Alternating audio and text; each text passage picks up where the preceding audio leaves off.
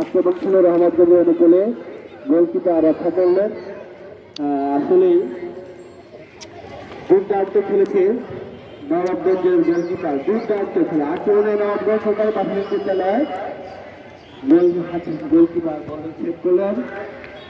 লম্বা শট, মাঝ মাঠের বল মাঠের বাইরে, বল মাঠের বাইরে। রহমতগঞ্জ অনুকূলে হয়ে গেল। আক্রমণে নবাবগঞ্জ, মাঝ মাঠের বল আর সেভ দিয়ে দিল,